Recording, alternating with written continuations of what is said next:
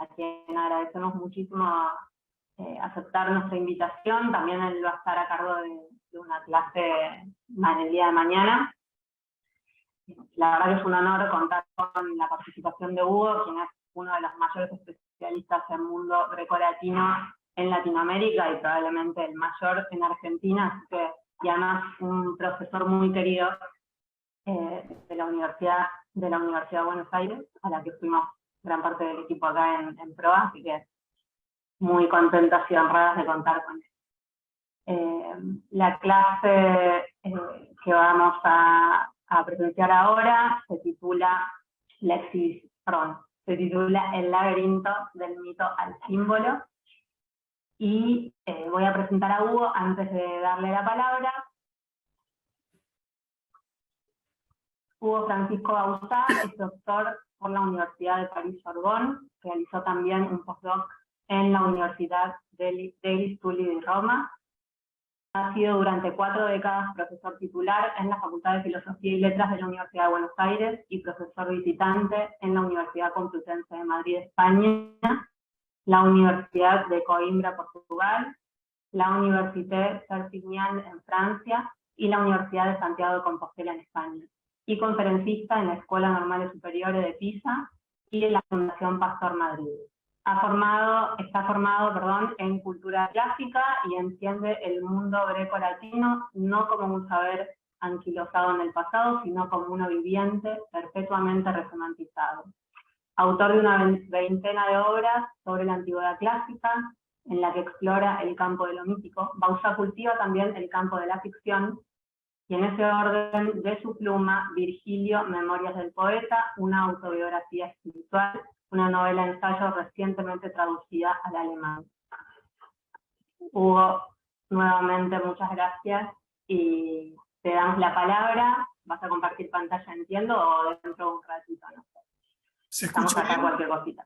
Gracias, que disfruten de la clase. Rosario, ¿se escucha bien? Se escucha, yo lo escucho perfecto, Hugo. Lo escucho muy bien. Buenas tardes. Agradezco a la Fundación No PROA. escuchamos tu sonido, no escuchamos tu audio. Miguel Ángel dice que sí. Yo escucho bien, ¿eh? Ah. De hecho, Rosario, te estábamos escuchando, yo por lo menos te escuchaba mal a ti, a lo mejor hay algún problema ahí en el audio. Yo a Hugo le escucho muy bien, ¿eh? ¿Los demás me escuchan? Es que los demás no pueden hablar, Hugo. No, pero hablan con la cabeza, gesticulan afirmativamente. Bueno, buenas tardes. Agradezco a la Fundación PROA y a la Universidad Nacional de Educación a Distancia de España el haberme invitado a participar de este ciclo. Y agradezco muy especialmente a Rosario la presentación generosa que hizo de mi persona. Mi contribución tiene que ver con laberinto, del mito al símbolo. Y cuando en Occidente uno habla de laberinto, casi por antonomasia, piensa en el laberinto de Creta. Curiosamente, una construcción que está quizá más en el campo de la fantasía que en el campo de la realidad. Pero sin embargo se conformó como un símbolo que rige todo el universo de los laberintos. En consecuencia, voy a comenzar por explicar un poco qué es un mito para centrarme luego en lo que es el laberinto de Creta. Para auxiliarme de las infinitas definiciones que hay sobre mito, voy a tomar una de Carlos García Gual, que, como ustedes sabrán, es profesor emérito, ahora ingresó en la Real Academia Española, y además fue uno de los vicedirectores o vicerrector de la UNED en la década del 90. García Gual sostiene que el mito es un relato tradicional, anónimo, colectivo, y que memora acontecimientos sucedidos en un illud tempus, es decir, en un tiempo originario, protohistórico, donde no hay que buscar una equivalencia histórica con los relatos narrados. Y que además el mito está perpetuamente resemantizado. Eso tiene que ver en un aspecto que Gual destaca, y es que el mito pertenece a una contextura oral. El mito pertenece al campo de la oralidad. Cuando uno escribe un mito, lo mata, porque lo encapsula en un determinado esquema libresco, y por lo tanto esa versión mítica se repite siempre en forma idéntica. Mientras que si mantenemos el mito en la oralidad, el mito puede ser perpetuamente resemantizado y revivido. Destaca también que uno por antonomasia habla del mito griego, pero el mito pertenece a todas las culturas. Más aún, no hay cultura sin mito. Lo que sucede es que el mito griego, que se ha desarrollado con una enorme bibliografía a lo largo de 3 milenios, goza de una tradición muy, muy fuerte, muy académica, por lo cual generalmente cuando uno habla de mitos, toma como modelo el mito griego, pero no porque el mito griego sea único y exclusivo. Modernamente hay autores en Gran Bretaña que vienen trabajando en el campo de lo mítico a partir de los trabajos de Kirk, que son luminosos. Y cuando pensamos en el laberinto de Creta, estamos situándonos en lo que se llama la cultura minoica, cultura talasocrática, o bien primitiva cultura del Mediterráneo. Toda la historia en torno de Minos fue planteada generalmente como algo estrictamente fantasioso, algo urdido por una mentalidad hasta incluso de carácter utópico. Pero resulta que en 1901, Sir Arthur Evans tuvo la genialidad de emprender una labor arqueológica en la isla de Creta y logró desenterrar un palacio, el Palacio de Minos, y en consecuencia, a partir de ese momento, todo el tema de la cultura minoica cobró viso de historicidad. Más aún, halló en el palacio cerca de 10.000 tablillas en barro cocido con una escritura que se llama lineal A, o en inglés lineal A. Lineal en español y lineal en inglés. Escritura que no ha sido descifrada, pese a que hay una enorme cantidad de exegetas que vienen trabajando en pro de su descubrimiento. Y el descubrimiento que hizo Sir Arthur Evans fue importantísimo, no solo por el hallazgo en sí, sino porque eso dio pie para que otros arqueólogos excavaran en la isla y se encontraron otros 2 palacios realmente importantísimos. Uno es en Knossos, el descubierto por Evans, el otro en Agiatríada y el tercero es en Phaistos. Más aún, en Phaistos se encontró un disco de piedra grabado donde está escrito en griego y en jeroglífico, y ese pareciera ser la base del posible desciframiento del lineal A. Así que ahí entra en juego la figura de Minos. Minos es el tyrannos, el gobernante, el anax, el jefe. Hace poco, Robert Böhme, un filólogo suizo, en la revista Minos, una importante revista sobre el campo micénico que se edita en Salamanca, el profesor Böhme descubrió o demostró que la palabra Minos es equivalente a la palabra gobernante. En consecuencia, hasta este momento, cuando se hablaba de Minos, que vivió tantos y cuantos años, parecía eso una exageración mítica. Pero habría que destacar que no, que eso obedece a que el nombre Minos es un nombre genérico, un nombre parlante, un nombre popular, lo mismo que la voz Orfeus, Orfeo, que según Böhme significa el cantor. Así que tenemos con la existencia de un personaje Minos que habría desarrollado una talasocracia, un gobierno marítimo que se desenvolvió fundamentalmente en el 2.º milenio antes de Cristo. Hasta que en el 1500 aproximadamente, lo que hoy llamaríamos un tsunami explotó en la cuenca oriental del Mediterráneo y eso produjo un cimbronazo a tal punto de que la isla de Thera, o Tira, se lo pronuncia en griego moderno, la actual Santorini, se quebró en 2 partes. Y eso provocó un sacudimiento también en la isla de Creta, y eso provocó una especie de desfalco, de irrupción y rotura del palacio.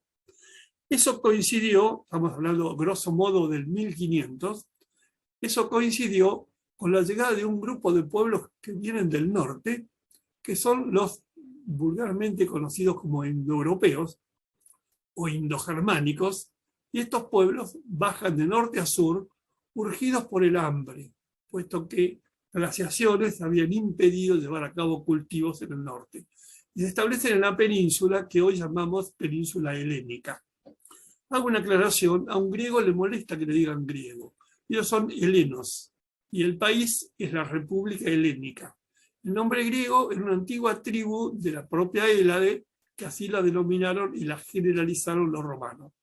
Así que se instalan en la península que hoy llamamos helénica, y estos pueblos son patriarcales, son guerreros, vienen con las armas. Posteriormente, otro segundo grupo, otra oleada venida del norte, 500 años más tarde, los dorios, también serán patriarcales y entrarán militarmente. El nombre dorio, ellos se autodenominaban Dori Mahoi, los portadores de lanza, da la pauta de un pueblo varonil y patriarcal. La llegada de estos personajes del norte implica, en cierto modo, el fin del matriarcado, porque la cuenca mediterránea, a partir de los testimonios arqueológicos que tenemos, dan la pauta de que originariamente el Mediterráneo oriental e incluso parte del occidental fue un matriarcado. El culto a la diosa madre, el culto a la Mater Dei, el culto de Demeter, son pruebas de un matriarcado originario que habría sido desplazado por estos patriarcales que vienen del norte. Hablamos, grosso modo, reitero, del año 1500. Y curiosamente, este pueblo del norte es lo que vulgarmente llamamos los micénicos, porque se establecen en el Argólide y fundan la ciudad de Micenas. Hay un estudioso que trabajó mucho este campo de la imaginación, me refiero a un historiador de la religión griega que es Martin Nilsson, sueco, pero escribía en alemán y después en inglés, que él estudia la llegada de los micénicos y dice que los micénicos del norte traen tres cosas. Traen la lengua griega, que dice que la lengua griega no es originaria de la península helénica. Reitero, traen la lengua griega, traen la mitología griega y el caballo.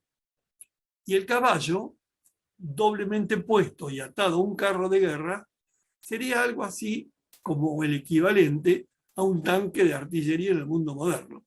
Y con lo cual, este pueblo nórdico, guerrero, patriarcal, sojuzgó a los pueblos que ya estaban habitando en la península y se instalan. ¿Por qué decimos que trae la lengua griega? Apareció, por un lado, en Creta el lineal A. Y en Micenas hay una escritura un poco más sofisticada, fundada en el lineal A, que se llama lineal B.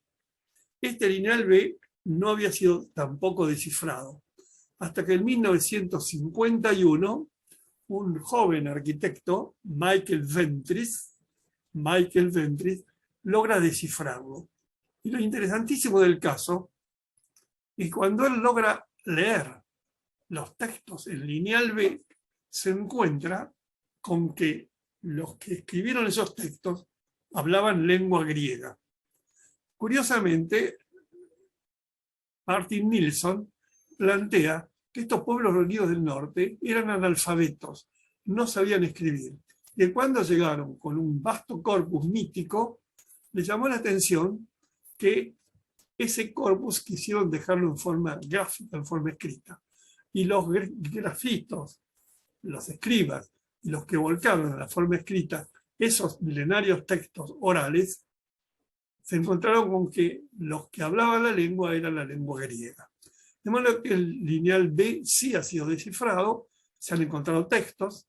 Desgraciadamente el contenido de esos textos no nos alumbra mucho sobre la cultura de esos pueblos, porque se trata generalmente de archivos palaciegos, tantas toneladas de trigo, tantos acres de agua, de vino, etc. Pero no tenemos datos que nos puedan dar la pauta de lo que puede haber sido esa cultura micénica. Hay dos estudiosos importantes. Uno es Martín Sánchez Roy Pérez, que era profesor en Salamanca y luego en Madrid, murió hace un par de años. Y el otro es Shadwick, un británico, que son los dos grandes estudiosos, y juntamente publicaron un libro, se llama El Enigma Micénico, que ha sido traducido al español, y es un libro clarificador de todas estas cuestiones. Cuando aún no se había formado la Hélade, los distintos pueblos que conformaban la Hélade eran estados independientes. que los griegos llamaban polis, o su plural, poleis. Las polis griegas, reitero, eran independientes entre sí. Solo tenían en común dos cosas: la misma lengua y la misma religión. Y hubo además un proceso paulatino de convivencia y de interrelación, hasta llegar en el siglo V, grosso modo, a conformar una unidad independiente. Sucede que uno de los elementos que coadyuvó a esta organización fue el realizar anualmente juegos, es decir, agones, luchas, donde cada polis intervenía enviando a distintos competidores. Y se cuenta, siempre hablamos del campo mítico, se cuenta que en su momento la isla de Creta, con Minos a la cabeza, mandó como competidor a Andrógeo. ¿Quién era Andrógeo? Andrógeo era el hijo de Minos, es decir, era príncipe. Llega a Atenas, compite en los agones y por circunstancias que no se conocen bien, halló la muerte. En consecuencia, Minos, absolutamente indignado por la muerte de su hijo, impuso al Ática, que se estaba constituyendo como Estado, una serie de multas. Y la multa consistía en entregar anualmente, como pasto para el Minotauro, que supuestamente era carnívoro, la presencia de 14 personas. Los distintos historiadores modifican el número, algunos dicen que eran 10, otros que eran 12, pero la forma casi canónica habla de 14. Después voy a hablar por qué importa el número 14. 7 doncellas y 7 mancebos, es decir, 14 jóvenes que aún no hubieran tenido contacto carnal. Y eso se hacía anualmente. La explicación más gemítica, efemerista, es decir, de carácter material, hace pensar que como Creta era una talasocracia, era un gobierno marítimo poderoso, con una flota infinitamente grande, sojuzgaría a Atenas a que Atenas anualmente debía entregar este tributo. Es decir, que la tenía como prisionera. Y efectivamente, los 14 rehenes eran propiamente rehenes de Minos. Es decir, si no les entregaban lo que se le había exigido, podían correr riesgo en la vida de estos rehenes. Hubo una supuesta queja en Atenas porque el rey de Atenas, que era Egeo, nunca colocaba a su hijo Teseo en el contingente. Hasta que Teseo, motu proprio, es decir, por su propia voluntad, decidió incluirse en el grupo de estos 14 legados. De manera que Teseo se embarca con destino a la isla de Creta, donde supuestamente vivía el Minotauro. ¿Qué ocurre? Egeo, su padre, le pide al hijo que cuando vuelva, si vuelve victorioso, la nave traiga el velamen blanco. Y que si en cambio el hijo haya la muerte, que el Kubernetes, es decir, el gobernante de la nave, ponga el velamen negro. Y Egeo se queda en un promontorio esperando la llegada de su hijo. Sucede que por un error del Kubernetes pone el velamen negro y Egeo, creyendo muerto a su hijo, se despeña del acantilado donde estaba. Un recuerdo de eso es el mar, que el mar se llama Egeo. Que sí que uno ve que la mitología, en la antigüedad clásica, se entronca con la historia y que es difícil decidir mito e historia. En consecuencia, tenemos con que Teseo llega a la isla de Creta y llega el Minotauro. ¿Qué es el Minotauro? Bueno, habría que hablar un poco de la historia de Pasífae, que es la mujer de Minos, y del propio Minos. Cuando muere el gobernante de Creta, anterior al Minos, que nos va a interesar mencionar ahora, había dificultades porque había 2 o 3 pretendientes. Y se cuenta que este Minos pidió a Poseidón un prodigio para, mediante el prodigio, los antiguos eran muy crédulos, pudiera él aferrarse al poder y conseguir el reino. Y pidió a Poseidón un prodigio. Y el prodigio fue la aparición de un toro blanco sobre las aguas marinas y que Minos señaló que lo iba a sacrificar en homenaje a Poseidón. Así que, aparecido el prodigio, aceptado como tal, Minos, perdón, un poco de resfrío. Minos toma el poder, pero resulta que no decide darle ese toro porque está fascinado por la pureza del animal y sacrifica a otro animal. Pero Poseidón, enterado de lo cual, le manda una maldición. Y la maldición consiste en que su mujer, es decir, Pasífae, va a quedar presa de una folía, de una manía, de una locura. Y va a quedar presa precisamente de una pasión indómita y bestial por ese toro. De modo pues que Pasífae hace armar a Dédalo, el arquitecto, un arminículo que simula una vaca, ella se mete en el interior, el toro la sirve, y de esa unión bestiálica, monstruosa, nace el Minotauro. Es decir, un ser mitad hombre, mitad toro. Las derivaciones que tuvo esta leyenda demuestran que ha habido un cambio en la morfología, porque las formas más antiguas del Minotauro es un hombre con cabeza de toro, mientras que posteriormente se pone una cabeza humana y un torso humano con un cuerpo taurino. Así que vemos que no solamente se modifica el mito, sino que se modifica también la representación del mito. Pero el Minotauro pasa por lo bestiálico, por lo negativo, por lo monstruoso. Esa es la imagen tradicional del Minotauro. Hago un comentario. Recién las dos expositoras anteriores, a quienes felicito porque fue muy gráfico y muy atinado todos sus comentarios, hablaron de Cortázar, que en un poema dramático, así lo llama Cortázar, que se llama Los Reyes, que Cortázar publicó en 1949, dice que Cortázar dio vuelta al mito. Y pusieron incluso la voz del propio Cortázar, donde Cortázar dice que pensó la historia al revés, donde el Minotauro no es el ser monstruoso, caníbal, horroroso, sino que es una pobre víctima que está encerrado y que en consecuencia espera su liberación. Eso lo escribe Cortázar en 1949. Pero habría que recordar que 2 años antes, 1947, Borges había publicado un cuento muy celebérrimo, que después se incluyó en Bestiario, que se llama La casa de Asterión. Porque Asterión es el nombre del Minotauro. Realmente uno lo llama el Minotauro y omite referir que es Asterión. Y ahí es donde el que cambia el mito es Borges. Digamos, lo hace con la antelación a Cortázar. Y aparte Borges lo publica en una revista que él dirigía, que es Los Anales de Buenos Aires. Una revista prestigiosa, agotada, hoy día es una celebridad encontrarla. A veces aparece en algunas librerías de viejo, a precios caros, ¿no? Era la publicación de Los Anales de Buenos Aires. Y en esos anales había aparecido un cuento de Cortázar, que era Casa Tomada, cuento que publicó en el año 46 y que después incluyó en Bestiario. De manera que había un vínculo, aparte de cultural, de práctica, con Borges y Cortázar, porque Cortázar había logrado publicar en esa revista. Y ese fue un gran espaldarazo para Cortázar, porque cuando era prácticamente un desconocido, Borges le publica Casa Tomada. Y si la mente no me es infiel, creo que Nora Borges lo ilustró.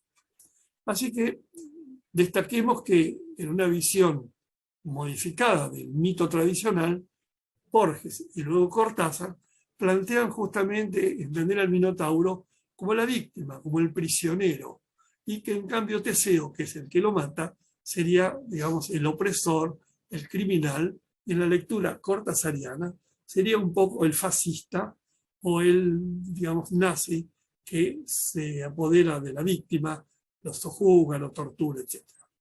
¿Cómo es que Teseo logra vencer al Minotauro? Lo logra vencer mediante un ardid, mediante una astucia.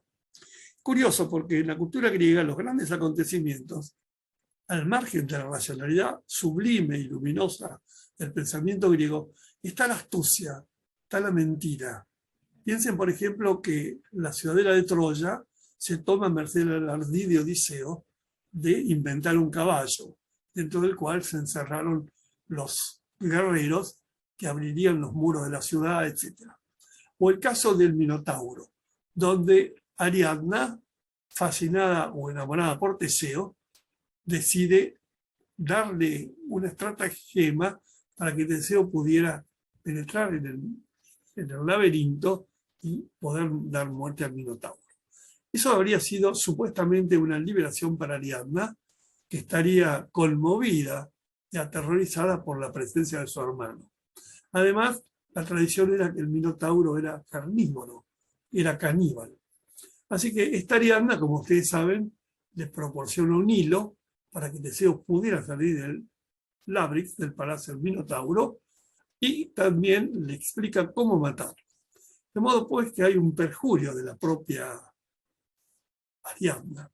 La tradición señala en algunas líneas que esa era parte de la maldición del propio Poseidón.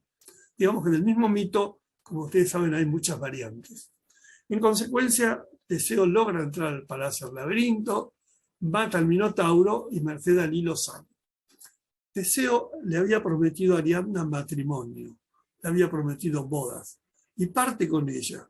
Llegan a la isla de Naxos.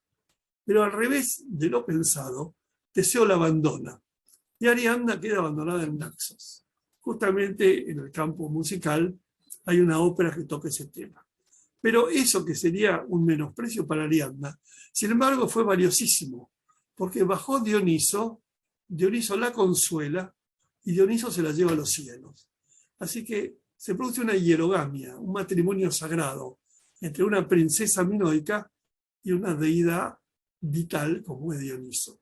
Así que gracias a eso, Ariadna se eleva, y si nosotros durante la noche miramos el cielo, es probable que si tenemos suerte, podamos ver la imagen de Ariadna reflejada en el campo celeste.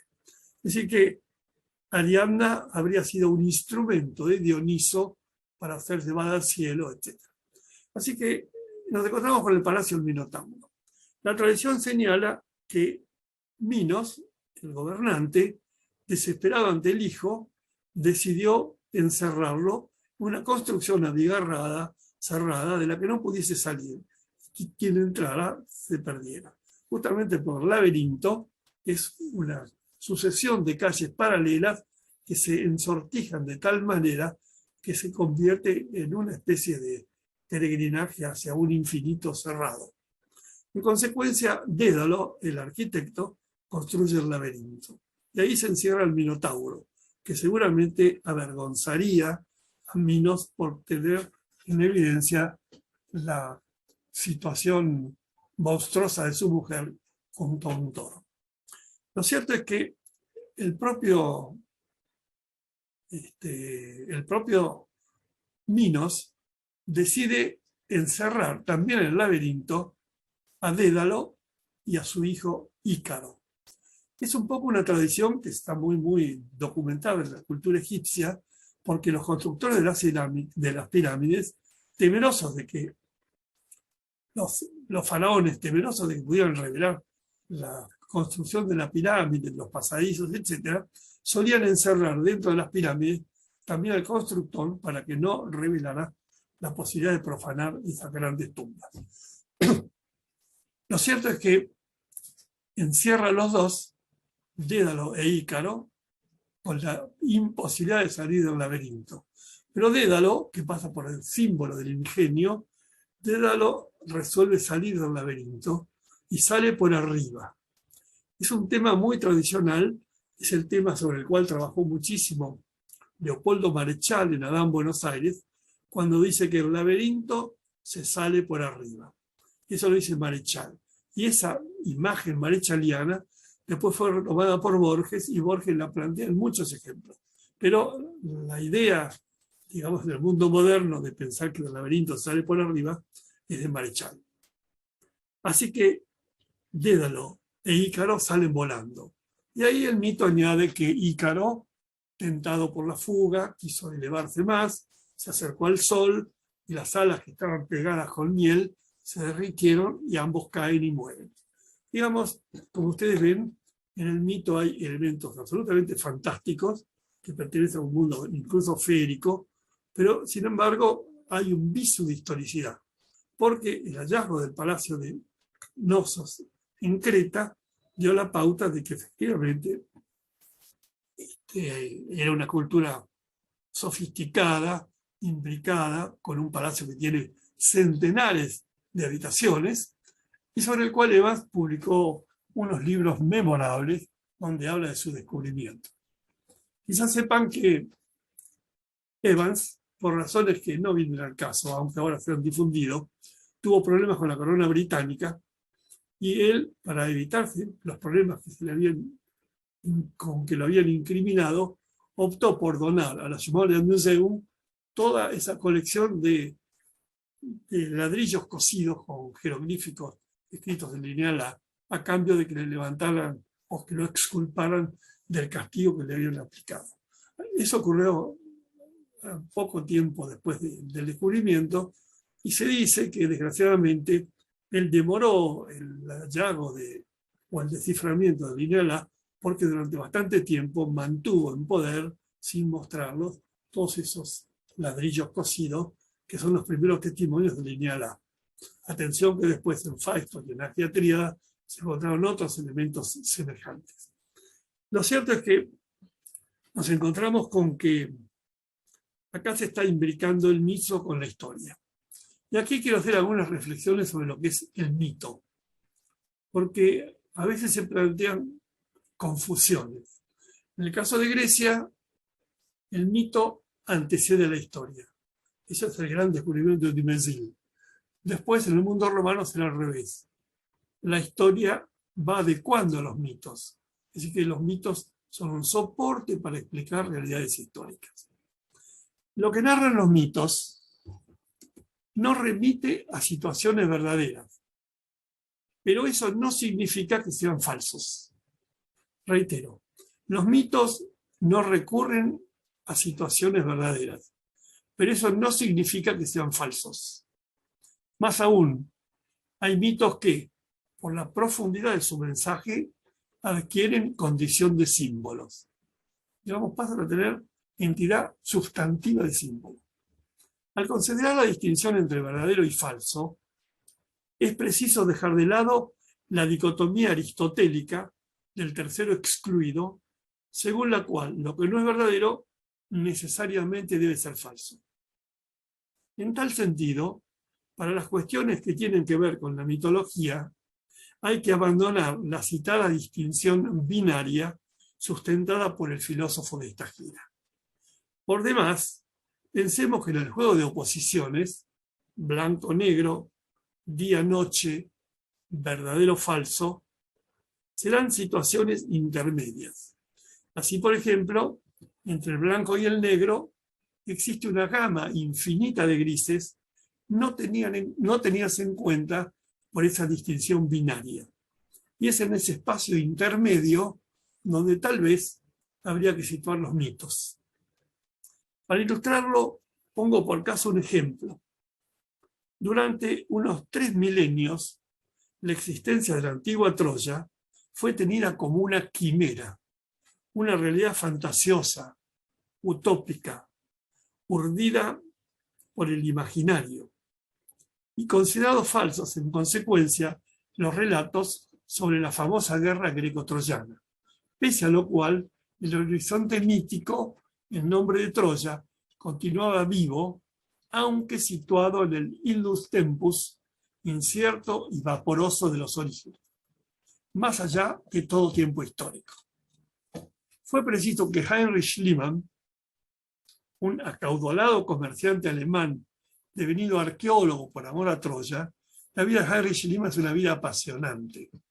Yo hace unos años traduje su autobiografía, está publicada en Madrid por la editorial Acal, y allí es realmente fantasiosa, detectivesca y maravillosa la manera como este personaje de origen humildísimo llega a poseer una de las fortunas más grandes de Europa y logró invertir todo ese material a la hora de descubrir Troya. Pero no solo descubre Troya, descubre Micena, descubre Tirinto, descubre Argos. Fue realmente el pionero de toda esta ciencia de la arqueología.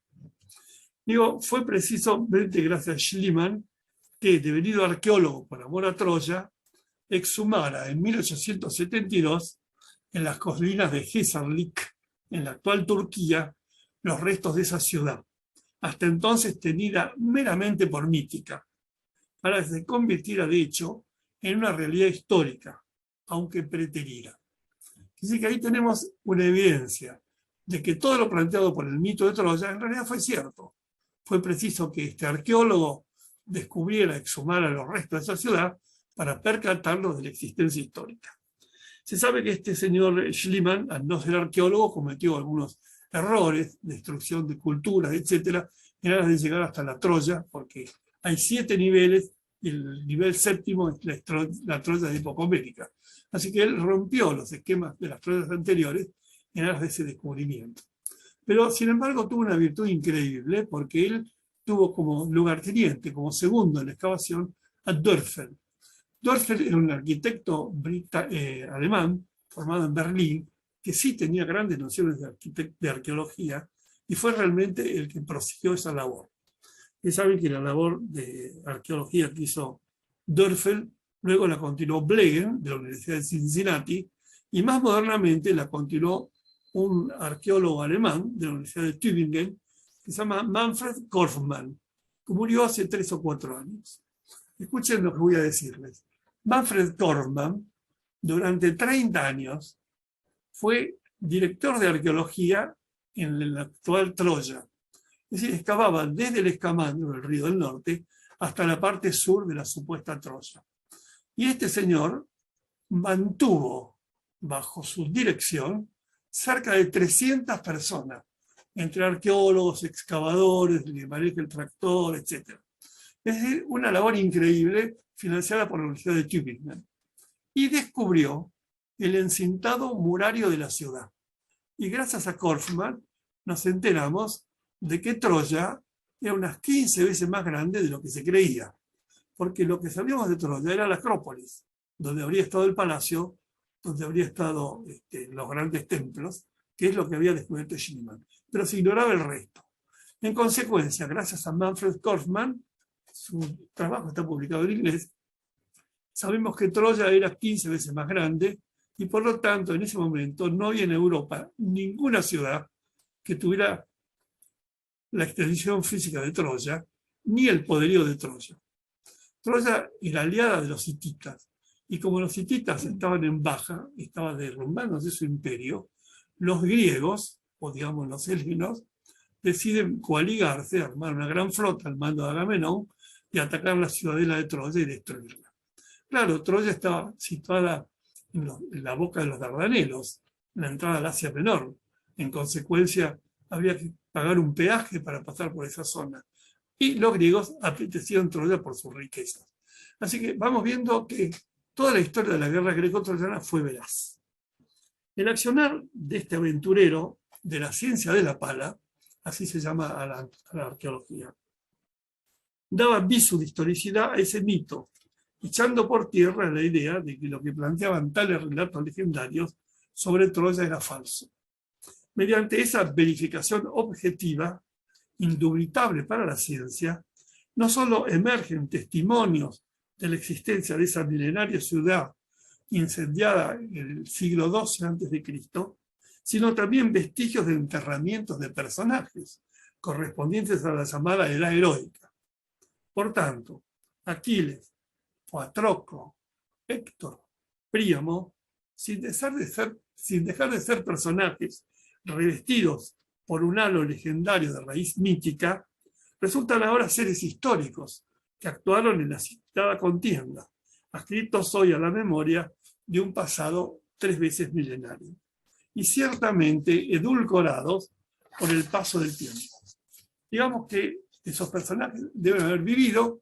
Schliemann desentierra varias tumbas, se encuentra con restos de material de bronce, restos óseos, evidentemente no se puede identificar a quienes pertenecen, pero eso corrobora más la historicidad de Troya.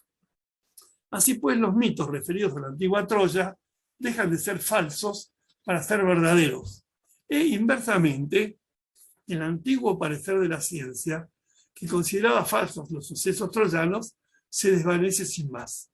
Digamos que ahí se hundiría el logos y emergería la fuerza del mito. Esa duplicidad de miradas puede ser aplicada al laberinto de la isla de Creta, cuyo recuerdo deambula entre la realidad y la fantasía. Si bien la idea de su historicidad perduró vívida durante mucho tiempo, sin ser verificada, hoy hay descreimiento respecto de que en Creta haya tenido existencia. Reitero, hoy hay descreimiento respecto de que en Creta haya tenido existencia. Con los siglos, el laberinto, trascendiendo su supuesta realidad, la voz laberinto adquirió valor simbólico. En griego clásico, labrik significa hacha, así que el palacio del laberintos era el palacio de las hachas, es decir, un palacio virtualmente inexpugnable, ¿no? Defendido justamente por todo el tema de las armas. Así pues, el laberinto material evocado por los mitos devino una metáfora con la que referir un espacio tortuoso con muchas sinuosidades y, en consecuencia, difícil de sortear. De tal modo, la palabra laberinto remite hoy a una construcción real o ficticia de la que es harto complejo poder escapar. Obviamente uno esto lo puede transportar al tiempo, lo puede transportar a la interioridad de cada ser, es decir, tiene una diversidad de orientaciones de la voz laberinto. Además, como sostienen los cultores de la teoría del imaginaire, en nuestras reflexiones privilegiamos los datos procedentes de una lectura diurna, atenta a lo racional, dejando de lado los procedentes de la nocturna, es decir, de la vertiente de los sueños, de lo inconsciente y de otras derivas de lo pasional, por juzgarlos irracionales, olvidando que, aunque irracionales, son también parte de lo humano. Es menester tener en cuenta ambas lecturas para no escindir la naturaleza del hombre. La valoración de los sueños por parte de Freud y tras sus pasos por Jung y los cultores del grupo Éranos abre las puertas a construcciones simbólicas con que enriquecer nuestra mirada sobre el mundo. Tales construcciones hablan de una zona fronteriza a la que Gilbert Durand llama imaginaire y que Corbin, Bonner-Bourger y otros estudiosos traducen como lo imaginal, para no confundirla con la voz imaginario que remite solo al campo de la fantasía. Quiere decir que uno podría pensar en la lectura de Durand y de Bonner-Bourger lo imaginal como esa instancia intermedia. Y ahí también podríamos incluir al mito, donde el mito deambula entre esa realidad histórica y esa realidad fantástica. Es decir, no pensar en el mundo solo racionalmente, sino también darle cabida a lo irracional. Por demás, como por ahí plantea Freud, los grandes actos de lo humano surgen racionalmente, pero movidos por lo irracional. Lo que uno lucubra durante el sueño parece que da pábulo, da pie a todo lo que uno hace después en la vida diurna. Es un poco lo que plantean los surrealistas, ¿no? La idea de Breton, en la puerta del dormitorio, el cartel que decía silencio, hombre trabajando, ¿no? Es decir, durante los sueños uno lucubra elementos que luego durante el día los trabaja racionalmente. Pero, ¿qué es un laberinto? Simplemente diríamos que una construcción formada por calles muy semejantes entre sí que, dispuestas de determinada manera, confunden a quien las recorre, resultando difícil orientarse, más aún hallar la salida.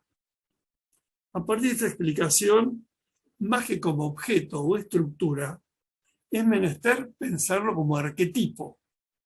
Así pues, lo considera Paolo Sartangeli en su valioso estudio Il libro dei labirinti, Storia di un mito e di un simbolo, que publicó en Firenze con la editorial Valeschi en 1967.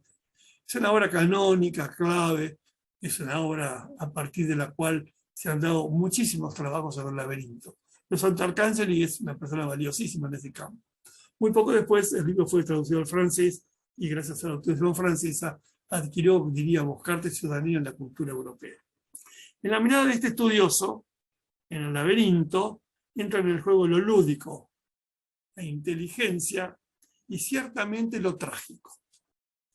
En el siglo XVII, el jesuita madrileño Juan Eusebio Nuremberg, en su curiosa y oculta filosofía, que publicó en 1634,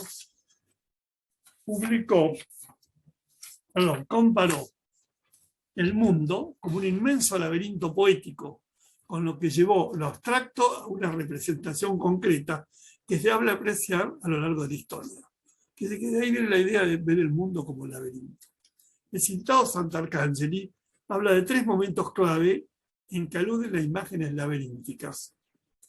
La antigüedad clásica, lo vimos en el caso de Creta, los inicios de la Baja Edad Media, donde aparecen las construcciones de las grandes catedrales, Chartres, Amiens, Notre Dame, en los pisos de las cuales se ven también laberintos, y el periodo que va desde fines del Renacimiento al siglo XVIII. Pero sin olvidar que los laberintos aparecen urbi et orbi al ocuparse urbi et orbi. Posteriormente, Gustav René Hocke, en El mundo como el laberinto, una obra importante que publicó en Hamburgo en 1959, al ocuparse del manierismo en el arte europeo, entiende estas construcciones como una metáfora conciliadora de lo previsible y lo imprevisible del mundo. Justamente quienes me precedieron en esta exposición, las dos estudiosas, plantearon lo importante del laberinto en la etapa manierista, ¿no? Y en la que late una sensación de algo no resuelto. Llevado al plano de lo teológico, entre otros ejemplos, el dramaturgo madrileño Calderón de la Barca, en el auto sacramental alegórico El laberinto del mundo, compara a Cristo con la gesta de Teseo, que con su sacrificio ingresa en el laberinto del mundo, donde pierde la vida para la salvación de la humanidad. Incluso Calderón juega con las palabras Teseus y la palabra Teos, aplicado a Cristo. Es decir, que en esa lectura cristiana de Calderón de la Barca, el Minotauro en realidad es un personaje que tiene que ver con la historia de la salvación. También echando mano del término laberinto, la novelista Marguerite Yourcenar titula su proyecto autobiográfico con ese nombre, El laberinto del mundo, 1980. Obra que tuvo una celebridad, aunque está inconclusa, porque, como ustedes saben, esta mujer muere y dejó varias obras todavía sin terminar. Ya había logrado fama, no solo por haber sido la primera mujer que entró como miembro de la Académie Française, sino también porque había publicado Las Memorias de Adriano, obra célebre que en español la tenemos con una excelente traducción de Julio Cortázar. Destaquemos también que la voz laberinto no atañe solo a la arquitectura, sino que, proyectando esa tipografía enigmática, se extiende también a otras áreas. Así, por ejemplo, Karl Kerensky, el famoso mitólogo húngaro, lo estudia en el terreno de las danzas iniciáticos, en una serie de danzas que son laberínticas y que además son muy antiguas. Y no solamente muestra que el laberinto es obra del ser humano, sino que también compete a la naturaleza. Las dos expositoras anteriores mostraron ejemplos de la Edad del Bronce, donde aparecen laberintos naturales y también laberintos grabados en piedras. Y también se ve en la danza de algunos pájaros. En consecuencia, es lo que Karl Kerensky lo estudia como parte de la danza tradicional. Más aún, el laberinto como símbolo o arquetipo es una construcción real o imaginaria que compete a todos los ángulos del saber. Puede ser visto desde la mitología, la antropología, las ciencias sociales y, entre otros, la filosofía misma. Ahora, pasemos al laberinto de Creta. Sobre la posible existencia histórica del laberinto de Creta, un modelo de laberinto en la cultura occidental, el historiador y arqueólogo Antonis Kotsonas, profesor asociado de Historia Mediterránea y Arqueología en la New York University, en la actualidad codirector del Dictos Archaeological Project in Crete, en un artículo que publicaba en el American Journal of Archaeology, que es un artículo de julio del 2018, sostiene, hablo de este gran estudio sobre el laberinto, ¿no? Sostiene que el laberinto de Creta nunca tuvo lugar en la historia y que la idea de su existencia, palabras de él, abro comillas, es solo una memoria abstracta de tiempos ancestrales. Quiere decir que Kotsonas, el gran arqueólogo contemporáneo que está excavando todos estos lugares, llega a la conclusión de que el laberinto de Creta nunca existió, que es una memoria abstracta de tiempos ancestrales, no relacionado con monumento real alguno. Así pues, Kotsonas, en su pesquisa casi detectivesca, conjetura que la idea del laberinto, enriquecida a lo largo de la historia por helenistas, historiadores y anticuarios, habría pasado de memoria abstracta a una construcción física. Así que, al revés de todos los demás casos, de una memoria abstracta ocurrida en un illus tempus originario, pasó a convertirse luego en una construcción física.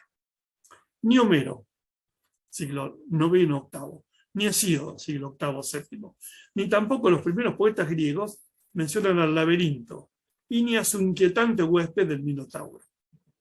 Historiando el mito, advertimos que una de las primeras referencias del laberinto cretense y su inquietante huésped, el Minotauro, nos la proporciona el gramático y poeta helenístico Calímaco de Cirene, siglo III a.C. Este, en sus pinaques, que son cuadros, es decir, una suerte de catálogo del libro, nos menciona. Habría que recordar que a la sazón, siglo III, es el momento culminante del desarrollo de Alejandro, en la fundación de Alejandría.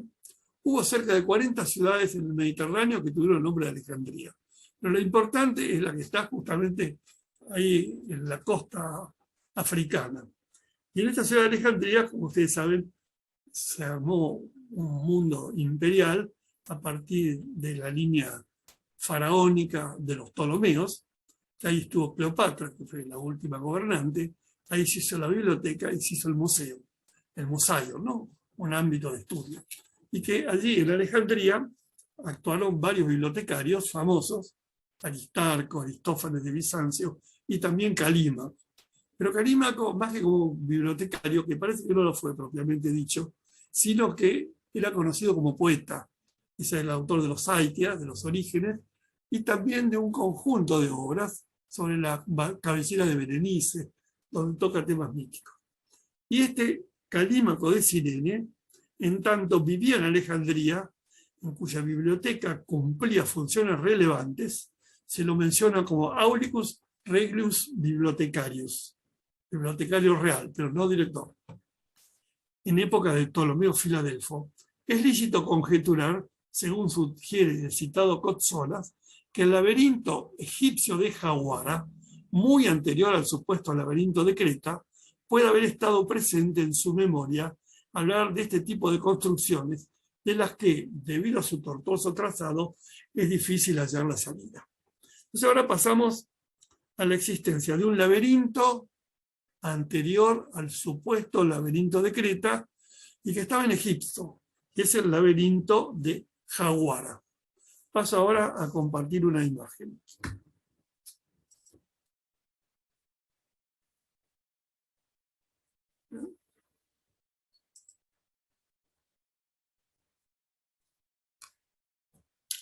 Para atrás.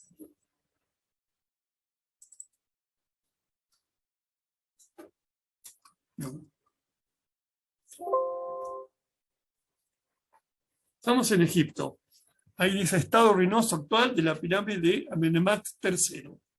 Dice que hubo un faraón, Amenemhat III, que mandó construir una pirámide.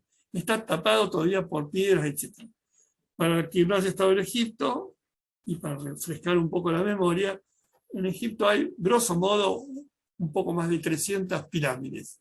Y hay muchas que todavía están cubiertas, es decir, no ha sido excavado totalmente todo este mundo.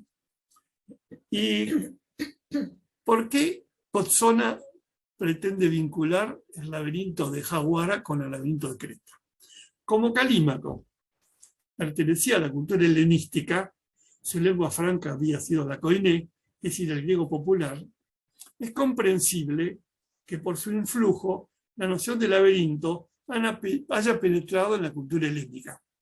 Digamos, la isla de Creta, como ustedes saben, está frente a Egipto y ha sido una especie de nexo eslabón entre la cultura egipcia, que es anterior a la griega, y la propiamente griega. En consecuencia, los vínculos que tenía Creta con Egipto eran importantes, eran no solamente comerciales, sino consecuentemente también culturales. Así que habría un laberinto, que es el laberinto de Jaguar.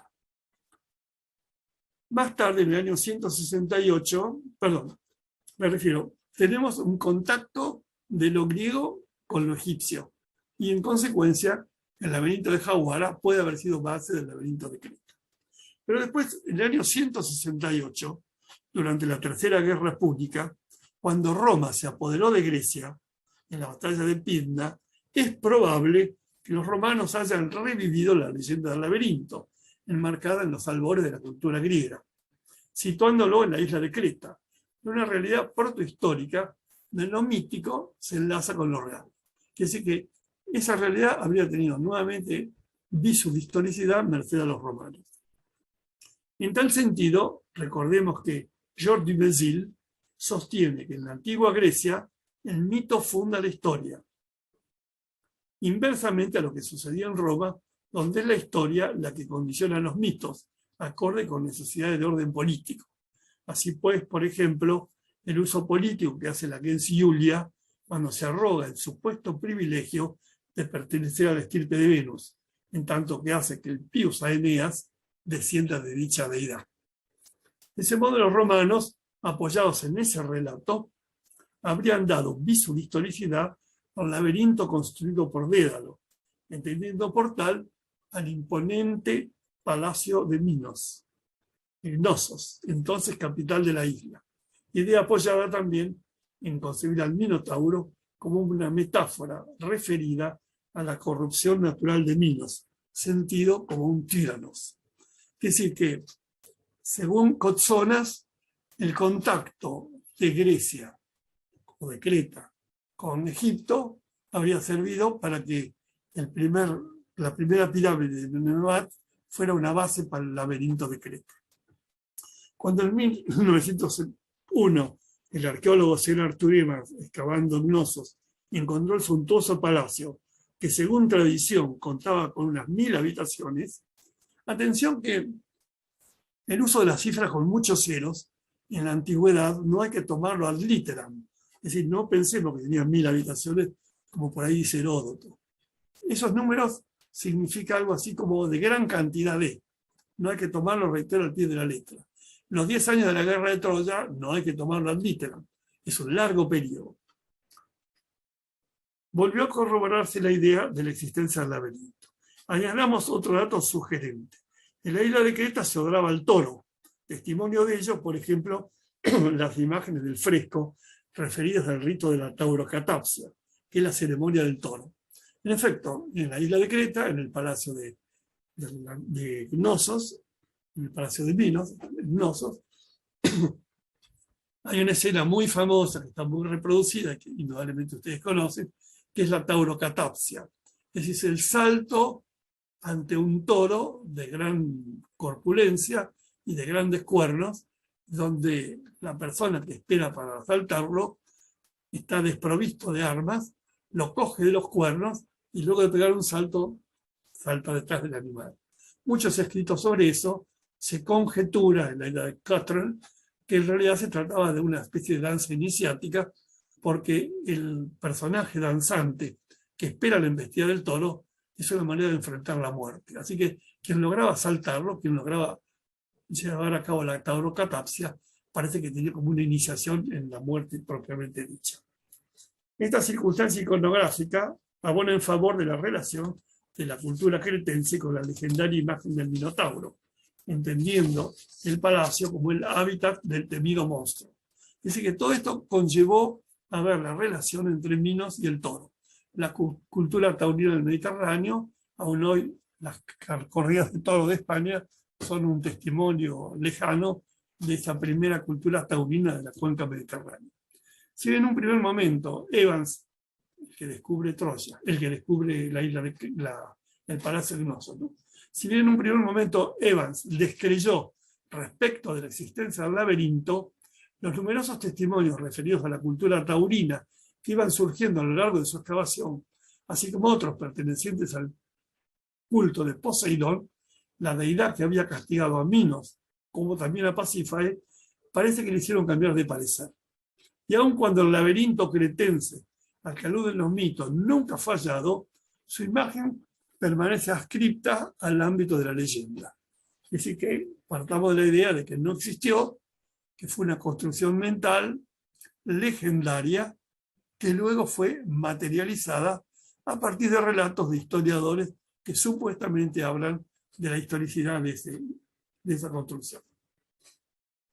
De ese modo, trascendiendo el reducido marco geográfico de la isla de Creta y ascribiéndose al mundo de los símbolos, hoy la voz laberinto, registrada ya en Platón, se usa en sentido lato para describir estructuras y situaciones reales o metafóricas de las que es difícil escapar.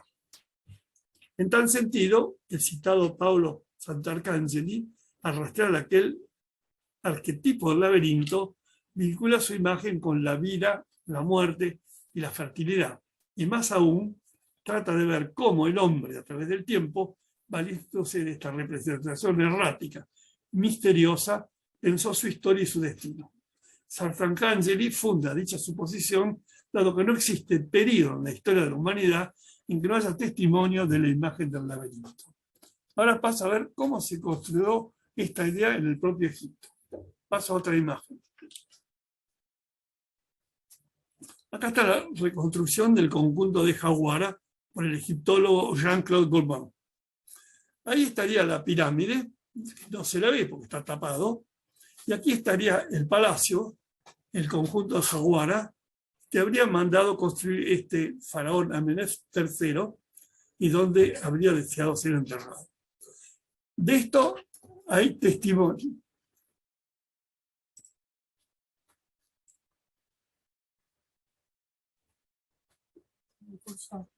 Perdón, acá quien me está ayudando en la parte informática me sugiere algo. Digamos, por un lado tenemos la pirámide, que estaría tapada por oleadas de arena, que no ha sido exhumada totalmente, pero de la que sí que hay vestigios de que allí existió. Y aquí estaría esa especie de palacio, tipo necrópolis, donde probablemente Amenemhat habría querido ser sepultado. No habría querido ser sepultado en la pirámide, porque la pirámide eran los sitios tradicionales de la cual los saqueadores lo concebían como una presa, como un gran botín, porque se enterraba el faraón con toda su riqueza. Y que parece ser, según datos de historiadores de la antigüedad, que este señor habría hecho construir esta construcción, que supuestamente sería un laberinto, y en la cual habría sido enterrado, y no en la pirámide. Esta es la reconstrucción del conjunto de Jawara, reitero, hecha por el egiptólogo Jean-Claude Gourmand, y que perdura gracias a los datos que ella nos da Heródoto. ¿Cómo se construyó la idea de estas curiosas representaciones de la antigüedad? Comencemos por señalar que en la cultura occidental, en la cuenca mediterránea, cada vez que se habla del laberinto, casi por antonomasia se piensa en el de Creta. Habría sido una extraña construcción de Minos, que le ordenó a Dédalo que lo ideara para encerrar en él a su hijo Asterión, el temible Minotauro, ser teriomórfico nacido del vínculo monstruoso entre Pasífae, como dije, que además era la hermana de la hechicera Circe, y un toro, por obra de Poseidón. La leyenda añade que en esta comarca, según la nefanda usanza divulgada en la antigüedad, una vez construido el laberinto, mandó encerrar en él al citado Dédalo y a su hijo Ícaro, para que no revelaran el secreto de este encierro ni la forma de escapar de él. Algo semejante a lo que ocurrió en Egipto con los constructores de la pirámide, según dije hace un momento. Se sabe que en el laberinto cretense, padre e hijo, provistos de hadas y guiadas por Dédalo, huyeron por los aires.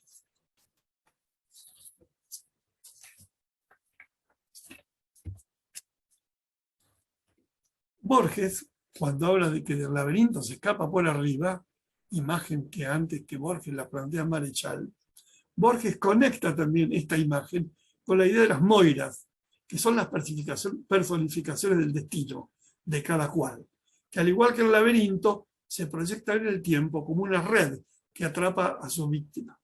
También Mujica Lainez, en su novela Momarzo, recrea las sinuosidades laberínticas y monstruosas de esa peculiar ciudad del mundo etrusco. En realidad, Momarzo, que era hablado de Viterbo, ¿no? Una de las 12 lucomonías etruscas, que Mujica Lainez visitó en un momento dado con Huaylock y con un arquitecto amigo, y que le hicieron ver todas las sinuosidades de este famoso palacio de una familia nobiliaria del mundo del Renacimiento. Entrocando el mito con la historia, la leyenda evoca que Minos, entrocando mito con la historia, la leyenda evoca que Minos, en venganza por la muerte de su hijo Andrógeo, ocurrida en Atenas, exigía anualmente a Lática la entrega de 7 doncellas y 7 mancebos como ofrenda al Minotauro, que, según la leyenda, según refería el antropófago. Es llamativo el número de las víctimas, que curiosamente coincide con el número de los discípulos que acompañan a Sócrates en el trance final de su vida, según leemos en el Fedón. Curioso, ¿no? Porque el Fedón menciona las 14 personas que hasta el último momento acompañan a Sócrates. Luego se retiran y solo queda Fedón. Si atendemos a la lectura pitagórica, que da entidad sustantiva a los números, y no tenerlos como mera abstracción, como los consideramos nosotros, no viene mal recordar que para la destrucción de Jericó, Jehová encomienda que en el 7º día den 7 vueltas a la ciudad hasta que se derrumbe el muro que la rodea. Quiere decir que si pensamos en la lectura pitagórica, que los números tienen una entidad sustantiva, el 7 es un número emblemático, clave en el mundo pitagórico, por un tema numerológico vinculado a los astros, y que curiosamente se reitera en varias circunstancias de la antigüedad. Yo no sé si los 14 personajes que como rehén tienen que ir anualmente al Minotauro tienen o no relación con el hecho de que en el Fedón se insiste en que son 14 personas y que también se los nombra individualmente. En cuanto a cómo nació la idea del supuesto laberinto de Creta y cómo alcanzó entidad mítica, hay 2 hechos relevantes. Uno, el antiguo laberinto egipcio, que es este que está aquí, y segundo, el palacio del rey Minos en Creta. Heródoto de Halicarnaso, libro 2, parágrafo 148, tan interesado siempre en aspectos culturales del Egipto milenario, especialmente los de carácter religioso, menciona que con antelación al laberinto evocado en la mitología griega, hubo uno en Egipto. Así que ahí tenemos un elemento histórico. Heródoto, el historiador, al que vulgarmente llamamos el padre de la historia, habla de este primer laberinto en Egipto, el laberinto de Jawara. Señala que se hallaba al sur del lago Meris, en el oasis de Al-Fayum, a la altura de la ciudad llamada Cocodrilópolis, cercana al actual Jawara, y que habría sido construido en torno al 1800. Próximo a él, la pirámide que para algunos albergaba la tumba de Menemet III, faraón de la 13ª dinastía. Cabe preguntarnos, si la tumba del faraón no sería acaso el laberinto que habría mandado construir temeroso de que eventuales saqueadores pudieran profanar su sepulcro, tal como había sucedido con otros enterramientos. Este supuesto laberinto, es decir, el que estamos mirando, era intrincado y extremadamente difícil de sortear su salida. Con todo, cabe referir que las expediciones llevadas a cabo en el siglo XIX por Richard Lepsius y Flinders Petrie ponen en duda su existencia. Esta construcción, de ella no tenemos nada, solamente el dato de Heródoto, que a pesar de que en el mundo moderno 2 arqueólogos señalan que no fue existente. Esta construcción era, según refiere el citado Heródoto, de tamaño superior a las pirámides. Sus cimientos dan cuenta de que medía 305 metros de largo por 245 de ancho. Esos son datos que da Heródoto. Hoy día no hay datos de la existencia histórica de esta construcción, sí están los restos de la pirámide tapados por la erosión y por la salida del desierto. Dice Heródoto, a propósito de esta construcción, tiene 12 patios cubiertos, que son los que vemos ahí.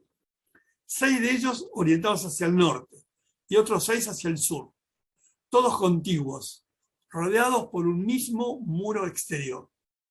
Dentro hay una doble serie de estancias, unas subterráneas y otras en un primer piso sobre las anteriores.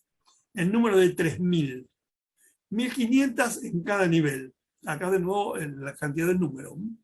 Es decir, habría que tomarlo no ad literam, sino pensarlo como un número de gran cantidad.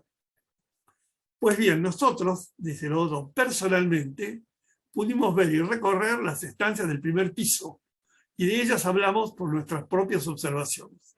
De las subterráneas, en cambio, tuvimos que informarnos verbalmente, pues los egipcios encargados de ellas no quisieron enseñárnoslas bajo ningún concepto, aduciendo que allí se encontraban las tumbas de los reyes que ordenaron el inicio de las obras de ese laberinto y las de los cocodrilos sagrados.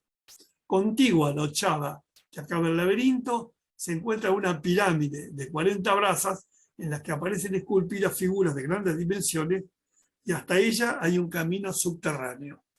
Es decir que la mención de Heródoto, corroborada por otros historiadores de la antigüedad, da viso de historicidad a la antigua existencia de esta construcción vecina a la pirámide, pero de la cual hoy no tenemos vestigio más que los relatos de estos historiadores. Sobre esta construcción también nos habla el historiador Teodoro de Sicilia, este es del siglo I, lo dice en su biblioteca histórica, y también Estrabón en su geografía. Más tarde Plinio el Viejo, ya hablamos del siglo I de nuestra era, vuelve a mencionar esta construcción poniendo énfasis en el aspecto secreto de las estancias subterráneas. En febrero del 2008 se organizó una expedición a la región de Jawara para escanear mediante georradar el área supuestamente ocupada por el referido laberinto. Pero los recientes disturbios políticos de Egipto, los que se inauguraron con la llamada Primavera Árabe, impidieron continuar esas labores arqueológicas, las que hoy están abandonadas. Corroborando el parecer de Dioniso y de Estrabón, en el siglo I, Plinio el Viejo destaca que el laberinto de Creta era sucesor del de Egipto. Hago un comentario.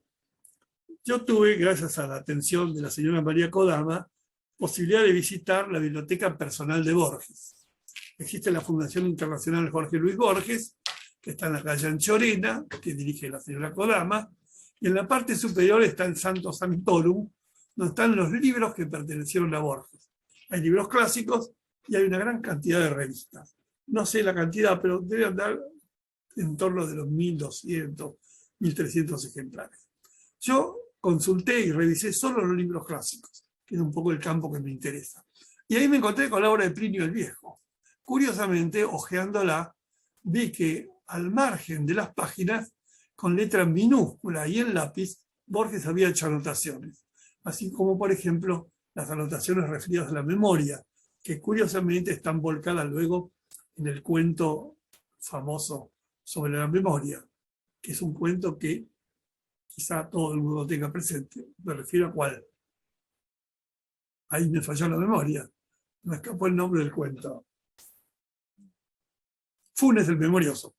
Bueno, resulta que, curiosamente, ahí están también todas las anotaciones que Borges habría hecho en la parte de Plinio, cuando Plinio habla de los laberintos.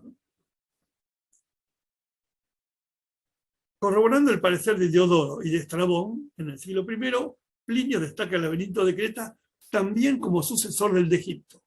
Sobre el vínculo entre estos, además del sinuoso trazado, era que ambos, en cierta medida, parecen remitir al más allá. En la cultura egipcia se pensaba que en los enterramientos, el alma de un individuo tras la muerte debía recorrer un camino tortuoso hasta alcanzar el tribunal de Osiris, donde sería juzgada. Este viaje lleno de obstáculos semejaría al laberinto de Creta, lugar del que prácticamente resulta casi imposible salir, circunstancia que simbólicamente remitiría al hecho irreversible de la muerte. Así que este laberinto de Jawara habría sido, según los historiadores antiguos, el antecedente para que mentalmente se armara la construcción del laberinto de Creta, influido también por el Palacio de Minos, que era un palacio monumental. Entre otros posibles antecedentes del de Creta, resta de pueblos mesopotámicos la máscara de un demonio llamado Umbaba. Es esta máscara, ¿no? Ahí dice Quilca, 1800-1600, está en el British Museum, y en esta representación de Umbaba, procedente de Sipar, al sur de la actualidad, ¿no? Ahí se ve con claridad su rostro, envuelto en intestinos de trazado laberíntico. Modernamente, y en algunas de las muestras que se pueden ver ahora en la Fundación Proa, habrán visto que cultores contemporáneos de esta mitología trabajan con la idea de que el cerebro también tiene circunvoluciones laberínticas, ¿no? Y además esto se conecta también con toda una tradición antigua de que estos laberintos podían dar las claves de una vida futura, ¿no? Es decir, el arte divinatoria, o adivinatoria como decimos ahora, se conecta también con los laberintos. Así que este laberinto, que está en un rostro, se aprecia el rostro de estos demonios envueltos en vísceras que forman un laberinto. Probablemente servía para la adivinación del futuro, como ocurría en Etruria y en la antigua Roma, con hígados y entrañas de animales, tal como podemos constatarlo en el centenar de piezas ad hoc que se conservan en Roma en el Museo Arqueológico de Villa Giulia.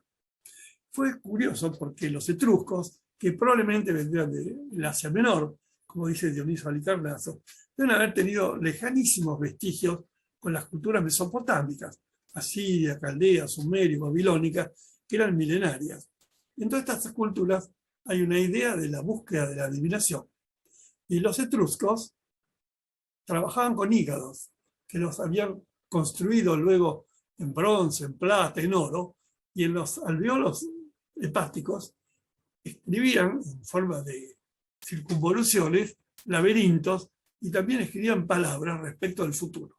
Entonces ese material hoy está en Roma, está en el famoso Museo Villa Giulia, que es el museo etrusco más grande del mundo, y ha sido armado y estudiado por el famoso arqueólogo Massimo Pallotino. Así que vemos que es una costumbre, venía del Oriente, atención que el Oriente es mucho más antiguo que la cultura griega, donde la idea del laberinto parece que ya había hecho carne, ¿no? En la epopeya acadia Gilgamesh, el poema épico más antiguo conocido, una recopilación de 5 poemas sumerios de entre los 2500 y 2000, una de las aventuras que el rey debe emprender menciona la expedición a un bosque de cedros donde vivía el citado Umbaba, un monstruo aterrador al que el héroe y su amigo Enkidu logran derrotar.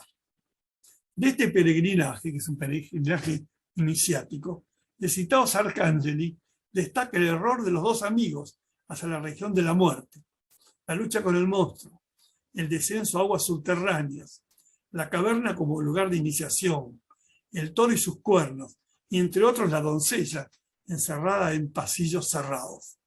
Atención al tema de la cueva, la caverna, ¿no? Que para los antiguos fue un sitio de iniciación. Es el sitio donde ocurre la muerte, donde ocurre el nacimiento, donde están los cultos tónicos. Es el culto de la diosa madre, es el ámbito de Deméter, es el ámbito en que Hades, el dios de los infiernos, trata a Proserpina o Perséfone, ¿no? Y en consecuencia tiene que ver con los misterios. Así que la cueva, el misterio, es algo que también se conecta con este mundo de los laberintos.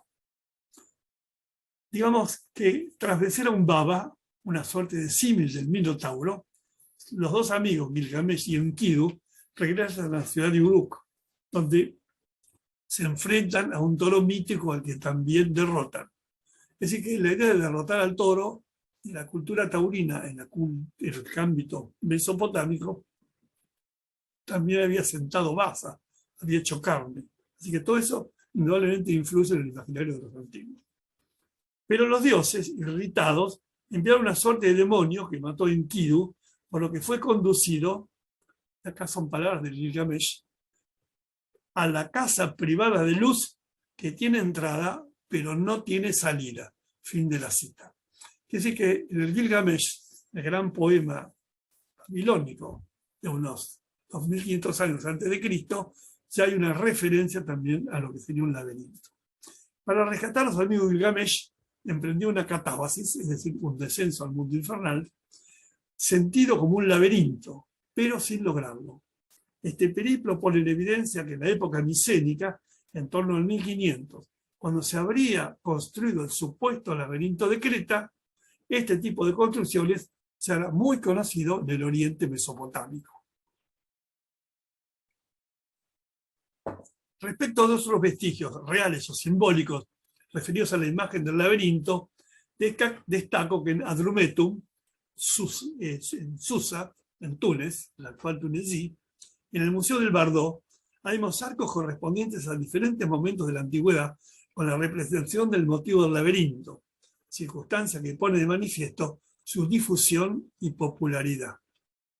También evocamos otros antecedentes referidos por Plinio el Viejo, quien cuenta que el rey etrusco, Lord Porsena, había sido sepultado en la ciudad de Chiusi, una de las lucomanías etruscas, ¿no?, en un laberinto colmado de oro, pero sin que esta construcción jamás fuera hallada.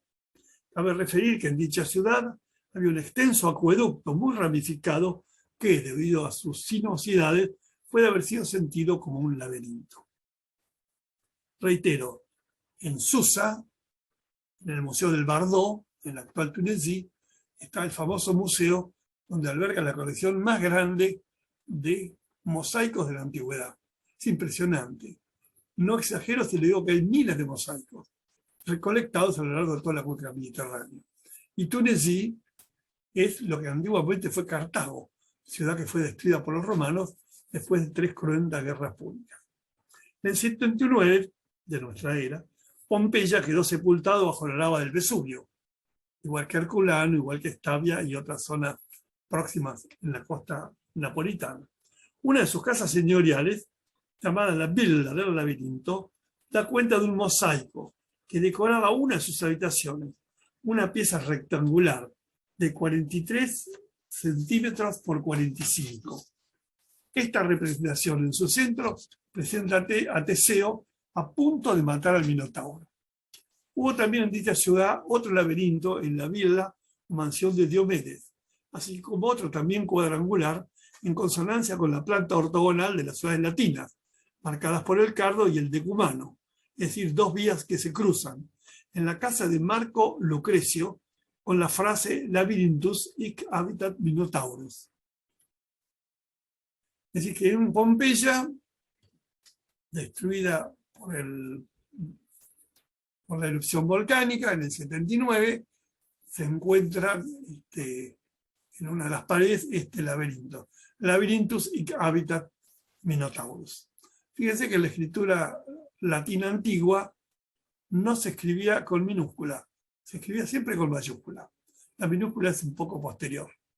Es un error cuando uno translitera textos latinos, si quiere ser fiel a la tradición, habría que citarlo todo con mayúscula, pero no es costumbre, ¿no? Y acá tenemos el dibujo de un laberinto con una inscripción que da cuenta de qué es esta inscripción. Entre otros testimonios, un oinoge, que es una jarra para vino con una solaza, hoy en el Museo Capitanino de Roma, presenta un conjunto de soldados y jinetes. Es esta imagen.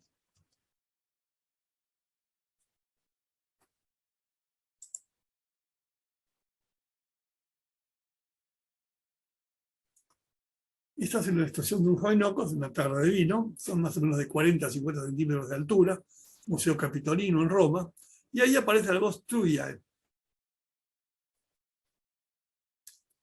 Caramba, tengo a la derecha este grupo de imágenes que me corta justamente y mi incapacidad informática me produce temor borrarlo.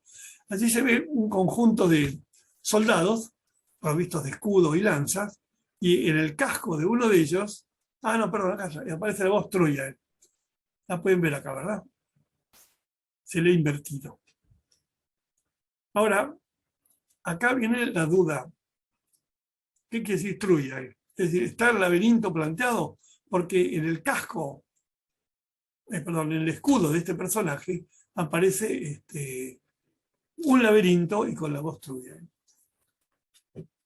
¿Acaso Troya, la alusión a la ciudad de Príamo, puede ser explicada a partir de una referencia de Virgilio, quien, en el canto V de la Eneida, el canto V es el canto de los juegos, ¿no?, alude a los Ludi Troiani, los juegos troyanos, competencias deportivas que con carácter ritual se celebraban en homenaje de un muerto.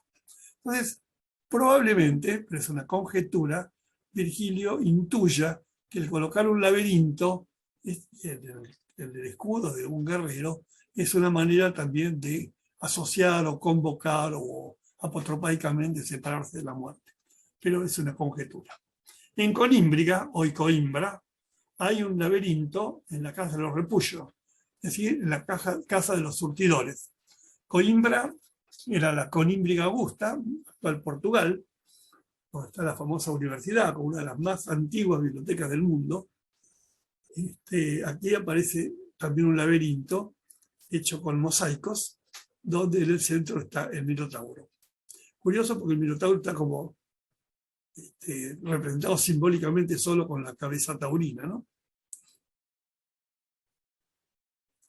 En la muestra de proa, entre las cosas que me llamaron la atención, en la parte final, la sala donde se expone el laberinto de Pistoletto, hay un laberinto hecho con cartón coarrugado, como explicaron hace un momento, y allí uno va ingresando y en la parte central hay un espejo, y en ese espejo, si uno se mira, es una forma, si se quiere, metafórica, de aludir a que el Minotauro es uno mismo, ¿no? Es decir, uno está encerrado, ¿no? Y curiosamente, aquí también vemos encerrado al Minotauro, solo representado por su cabeza, ¿no? Una metonimio, ¿no? La parte por el todo. Este mosaico se remonta al siglo III, está dividido en 4 secciones que hay que recorrer para llegar al centro donde está el Minotauro, quizá puesto a modo de talismán con propósito apotropaico, con el fin de ahuyentar el posible embrujo de los intrusos. Estos laberintos se colocaban en el vestíbulo de las grandes mansiones, siendo sentidas como imagen convencional del mundo subterráneo. Su función, atrapar a los malos y flujos antes de que el ser no deseara penetrar en la casa. Es decir, que podría tener una función apotropaica, vale decir, evitar los influjos negativos, sería una especie de remedio. Lo mismo que ocurría en los jardines romanos, que se colocaba un príapo, es decir, un miembro en elección, el dios Príapo se lo representaba fálicamente de ese modo, y se colocaba en el atrium de las casas. Y el que espiaba una casa, lo que veía a través del ojo de esa supuesta cerradura, era justamente el falo, que era una manera apotropaica de evitar el hechizo, el mal de ojo, etc. En la cueva de Neapafos, en la isla de Chipre, se halló un mosaico con un laberinto, junto al cual hay 2 mujeres. Una se llama Creta, la otra Ariadna. Al lado de estas, un anciano con el nombre laberinto, escrito al pie. Se trata de la única personificación conservada de este mito. Bueno, acá es otro de los laberintos. Esto está en Adrumetum, en Susa, ¿no? En Túnez, la actual Tunecía, ¿no? La antigua Cartago. Y aquí vemos la imagen realmente un poco escalofriante, ¿no? Teseo ha decapitado al Minotauro y la cabeza está ahí flotando en el aire, ¿no? Es interesantísimo el relato que hace Cortázar y también Borges, cuando ambos están en la idea de que el Minotauro era un ser benéfico, salvífico, la pobre víctima que han encerrado, no tiene culpa de nada, y que el Minotauro está esperando a su liberador. Y Borges dice en el cuento que cuando llegó Teseo, el propio Minotauro agachó la cabeza para que Teseo lo decapitara. Es decir, esperaba la llegada del liberador. Así que se habría entregado Pon de Suba, ¿no? Por su propia voluntad. Así que habría que ver qué se entiende por Teseo, si Teseo en realidad, en lugar de ser el héroe del Ática, si Teseo no es en realidad un personaje de fiebre guerrera, negativa, criminal, que Cortázar lo transfiere al mundo político del musolinismo y del nazismo, ¿no? Virgilio, en la epopeya que dedica a Eneas, narra que Dédalo, al huir de Creta, se detuvo en Cumas, donde dirigió un templo a Apolo, en el que labró un laberinto en homenaje a su hijo Ícaro. ¿Ustedes recuerdan que Eneas llega a Cumas? Cumas es la primera construcción, si se quiere, griega en territorio latino, era un sitio virtualmente religioso, y allí, cuando Eneas llega, erige un templo a Apolo, ¿no? Y allí labra un laberinto en homenaje a Ícaro. Eso lo cuenta Virgilio. Y añadamos que en el antro de la Sibila, en la citada Cumas, una gruta de más de 100 metros de largo, con varias derivaciones subterráneas, para el imaginario de los antiguos fue tenida como una suerte de laberinto en el que, según el poeta, había 100 bocas. Si uno va a Cumas, Cumas queda muy cerca de Nápoles, allí existe una cueva, se conoce como el antro de la Sibila, uno puede penetrar en ella, tiene 130 y tantos metros, sorprende porque la cueva está absolutamente teñida de hollín negro, porque según tradición, y según explica Pierre Grimal, allí debían quemar grandes cantidades de laurel, y que el laurel, en grandes escalas, tiene un carácter soporífero y podría adormecer a la supuesta civil, etc., ¿no? De manera que ahí, esa cueva, tiene una cantidad de sinuosidades que dan en pauta de que podría ser tenida como un laberinto, ¿no? Y cuando Eneas desciende al inframundo para ver a su padre, su catábasis, es decir, su descenso, es laberíntico. Lo que nos lleva a pensar también en Dante y su tortuoso peregrinaje, aunque feliz. Acá está el laberinto de Adrumeto, en el actual Túnez. Todo esto es posible verlo, ¿no? Son piezas increíbles, realmente 2 metros por 2. Aquí está escrito en latín, donde da cuenta del detalle. Y después hay laberintos modernos, de quien hablaron hace un momento las dos personas que me precedieron en la charla. Y acá está el que está en la isla de San Giorgio Maggiore, Venecia, que lo construyó la Fundación Chini, ¿no? Ustedes saben que Vittorio Chini lo hizo en homenaje a su hijo que había muerto en un accidente aéreo, ¿no? Así que aquí tenemos con Bosch una enorme cantidad de plantas, donde está el laberinto, que lo explicaron muy bien hace un momento, ¿no?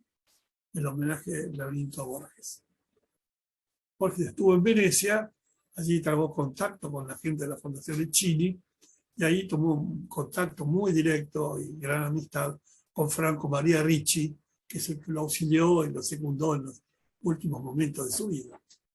Creo incluso que le facilitó un departamento donde vivió en esa zona del milanizado con María Kodama, ¿no? Hasta que halló la muerte y fue enterrado en Ginebra, como ustedes saben. Bueno, de las tantas lecturas sobre el laberinto, también modernamente la novela de Umberto Eco, el romance El nombre de la rosa, también puede ser visto como un laberinto, ¿no? Porque el laberinto hoy día es motivo de lucubraciones de los grandes personajes, o el caso de Dan Graham, como este laberinto que hace unos años vimos en la explanada de Proa y que también ahora se puede ver, ¿no? Con vidrio curvado, cristal curvado y metal, ¿no? Y acá el epistoleto, sobre el que hablaron mis dos predecesoras y sobre el que mencioné. En la parte central ahí donde está el espejo, donde uno se puede ver, ¿no? Es un poco la imagen del mito de Narciso, donde uno se ve reflejado y también puede ver su propia muerte, ¿no? Tema muy, muy antiguo y que nosotros conocemos muy bien gracias a Ovidio, ¿no? Cuando en la Metamorfosis, luego de hablar de las distintas metamorfosis, alude al mito de Narciso. Curioso porque la versión que da Ovidio, que es la más antigua, si bien el nombre de Narciso es un nombre griego, Narcisos, el mito de Narciso por primera vez aparece en Ovidio. Así que nosotros lo conocemos por la versión ovidiana. Y en Ovidio no es que Narciso se muera por mirarse al espejo para contemplar su belleza, sino que había caído sobre una maldición y que él viviría mientras tanto no se viera a sí mismo, hasta que por un descuido cae frente a un arroyo y ve su rostro reflejado, y ahí aparece la muerte que lo convía y se lo lleva. Y aquí aparecieron, bueno, los laberintos del mundo moderno que hemos tenido la gracia de verlo en Proa, ¿no? Acá está el de Jules Solar, que también se me quedó sido motivo de grandes conversaciones con Borges. Había una amistad directísima entre ellos, se acompañaban caminando 40, 50 cuadras, según cuenta el propio Borges, y en esa promenada charlaba de toda esta temática, ¿no? De manera que el laberinto no solamente pertenece al mundo moderno, sino que también autores contemporáneos, como Roland Barthes, en el Collège de France, trabajó sobre estos laberintos. Roger Caillois trató también el tema del laberinto, Umberto Eco lo mismo, hasta que uno llega a Deleuze y a Guattari, que trabajan lo rizomático. El laberinto es una gran red que nos atrapa, que es la idea de Borges, cuando condiciona o mimetiza el laberinto juntamente con las moedas. Bueno, está cerrado acá, aceptar, salir. No sé qué me corresponde hacer. De mi parte, suspendería aquí y dejamos abiertos por si alguien quiere comentar algo o hacer preguntas. Cumplido en la hora y media como me indicaron. Bueno, muchas gracias, Hugo. Acá hay muchos comentarios agradeciéndote por la clase y también elogiando la clase. Así que gracias.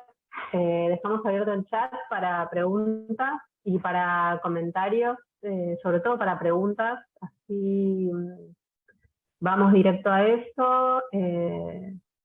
No sé, Pili, si estás por ahí. Mi compañera. A ver. Bueno, acá de Rosana de México, que dice: pienso en la dama de Charlotte con relación a la maldición de solo ver a través del espejo y su decisión de liberarse muriendo como el Minotauro de Borges. Ese es un comentario. ¿Y alguna pregunta? Que por ahora no estoy viendo ninguna. Acá de María Gabriela Reboc, ¿podría explicitar más la relación con el mito de Narciso? Bueno, habría que leer Ovidio en las Metamorfosis. Ovidio plantea primero la metamorfosis de Tiresias, que pasó de hombre a mujer y de mujer a hombre. Entonces, cuando habla de las diversas metamorfosis, allí, en ese momento, introduce el mito de Narciso y cuenta que alguien le pregunta cuánto va a vivir Narciso y el oráculo responde, Tiresias responde: va a vivir mientras no se ve a sí mismo. Y es cuando en un momento, por un descuido, se acerca a un lago y ve su imagen y ahí cae muerto. Es un poco el tema de la metamorfosis, que es el motivo central de la obra de Ovidio. Porque las 200 y pico de metamorfosis que Ovidio narra en este largo poema son las distintas metamorfosis del alma hasta liberarse. Porque no en vano habría que recordar que ese gran libro termina con el discurso de Pitágoras. Ahí toca el tema de la metamorfosis del alma hasta lograr una liberación definitiva, ¿no? Es decir, se ve que Ovidio debía estar muy al tanto de toda esa tradición pitagórica.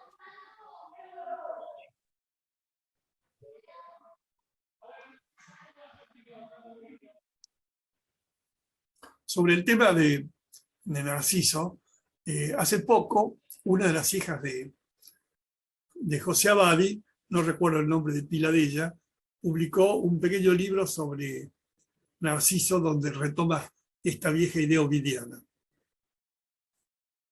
Florencia me parece que es, ¿no? Florencia Badi. No sé si es ella o la hermana, una de las dos.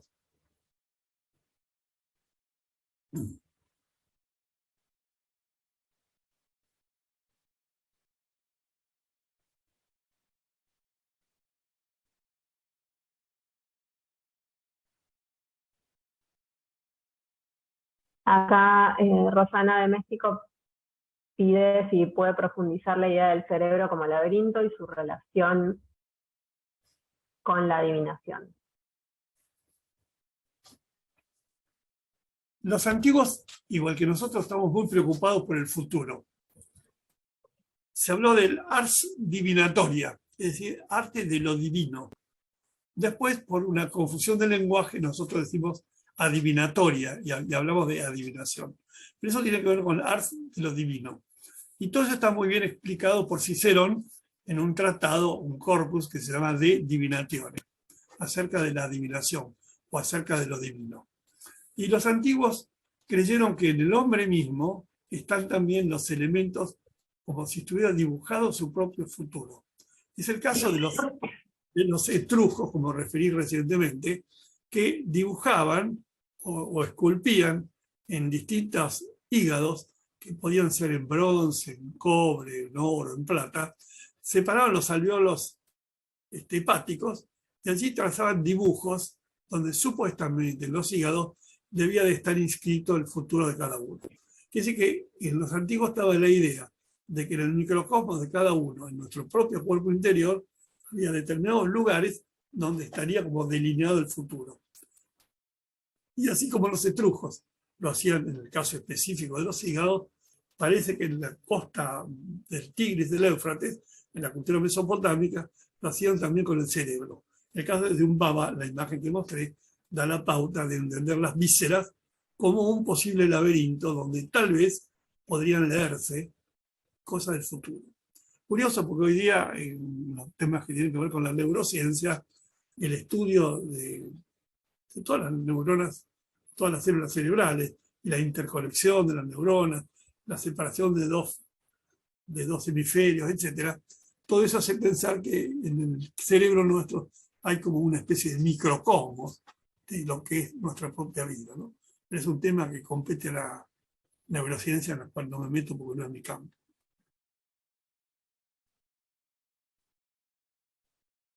Bueno, después Marcelo Iván Juárez dice, excelente, el laberinto de Aguara es una analogía de la muerte, como es el lugar de donde es imposible salir. ¿Existe la lectura contraria, donde el laberinto es la vida y la única salida es la muerte? Pregunta. Es difícil contestar eso. En Borges, el laberinto es la muerte, en tanto que él lo compara con las moiras, que tiran como una red que nos atrapa. Es decir, todos estamos atrapados por una red. Es un poco la tesis existencial. Yo he sido traído al mundo sin preguntárseme si quería o no vivir. Y lo único seguro es la muerte. Y lo terrible es que no sé si es que hay algo detrás de la muerte. En consecuencia, estamos atrapados. El esfuerzo del ser humano es cómo salir de eso. Al menos tener alguna respuesta. La respuesta de Borges, de Marechal y también de Cortázar es que del laberinto se puede salir por arriba. ¿Qué quiere decir salir por arriba? Se puede salir por la imaginación, se puede salir volando, eso queda liberado después a las posibilidades de cada cual. Habría que ver qué lecturas hace Freud de todo este tema psicoanalítico referido al laberinto, que también fue un tema que preocupó muchísimo a Freud. Bien, Rosana también pregunta si se puede profundizar la idea del cerebro como laberinto y su relación con la adivinación. Perdón, no escuché bien. Si se puede profundizar, ¿qué? No escuché bien. Si se puede profundizar la idea del cerebro como laberinto y su relación con la adivinación. Bueno, reitero, es un tema que compete a la neurociencia, es uno de los grandes estudios contemporáneos. Lo que me llamó la atención es que una de las muestras que se exponen en PROA en este momento muestra justamente el cerebro conectado con la idea laberíntica, ¿no? Hoy día hay una cosa más importante. Más que el objeto, parece que se preconiza la idea de la relación entre los objetos. Es decir, más que el objeto en sí, importa la interconexión. ¿Qué es lo que pasa con el sistema neuronal? El problema no son solo las neuronas, sino que los interconectores se van anquilosando, se van endureciendo y no se permite la comunicación.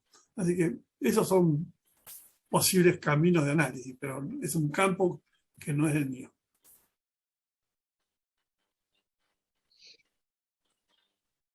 Bueno, acá Lila pregunta, dice que quisiera estar contactada con vos, Hugo, y, o con el Centro de Estudios del Imaginario, si hay alguna forma de contactarse. Bueno, yo puedo dar mi mail, hf, de Hugo Francisco, hf.bausa@yahoo.com.ar.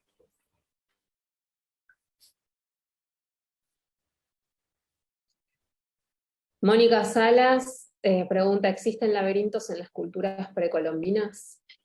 Sí, evidentemente los hay. En México, en el campo de los mayas, hay laberintos.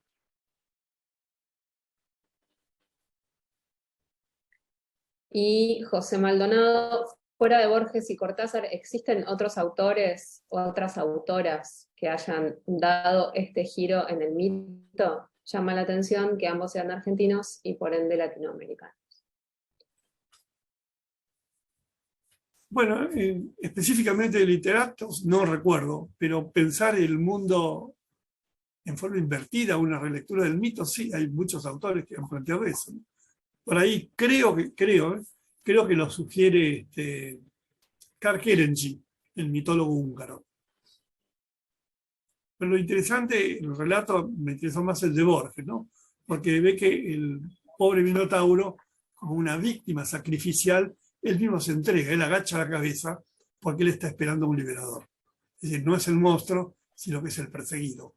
Como mencionaron hace un momento, es decir, todo el que esté internado, como decía Cortázar en el relato que transcribió, el que está internado en un instituto neuropsiquiátrico, etc., es una víctima, no puede salir. Es la sociedad la que lo tiene prisionero o apresado, ¿no? Es la red inextricable de la que habla Deleuze, la que habla Guattari y la que Borges ejemplifica con el tema de las moiras, ¿no? Porque mientras yo estoy hablando con ustedes, por encima de mí está la moira girando, ¿no? En algún momento llegará provista de la guadaña y se terminará esta charla. Perdonad que os corte un segundito, Rosario, Hugo, pero a propósito de esa chica que ha preguntado lo de los laberintos en el mundo americano, está este libro justamente que quería enseñar para que tuviera el dato, Miguel Rivera Dorado, Laberintos de la Antigüedad, en la colección de la editorial Alianza Editorial, que es un historiador de América y arqueólogo de la Universidad Complutense, ya jubilado, que excavó justamente un laberinto en la región de Yucatán, ¿no? Sí, sí, Y correcto. aprovecha para hacer una comparación entre los laberintos americanos y los del mundo europeo. Es estupendo el libro. Miguel Rivera Dorado. Gracias por el dato, Miguel Ángel. Nada, por Dios. Acá en Argentina hubo un famoso historiador, seguramente lo recordarán, ya fallecido, Enrique de Gandía, que él estudia la traslación de los mitos clásicos al mundo latinoamericano.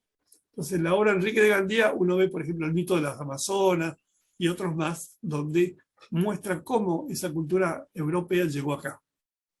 No sé el caso de este libro, lo conocía de ventas, pero no lo he leído.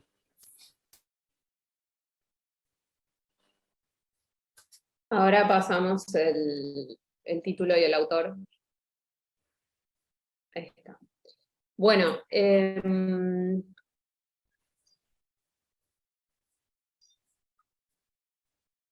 también preguntan acá cómo tratan el laberinto en Oriente, en la cultura oriental.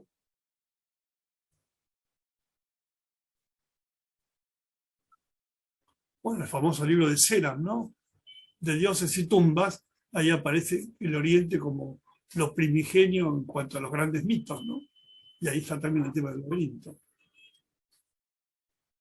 Sí, vamos a estar pasando un listado bibliográfico en los próximos días de las clases 1 y 2. Y bueno, la primera clase del día de mañana también va a estar a cargo de Hugo, dedicada a la Divina Comedia de Dante, y ahí también pasaremos un listado vinculado a la clase. Recuerden que todas las clases van a estar disponibles en video una vez que termine el seminario y lo van a poder, digo, si necesitan repasar, etcétera, van a poder hacerlo desde las páginas de PROA y de UNED. De todas formas vamos a compartir el link de acceso después vía mail. Bueno, me parece que estamos...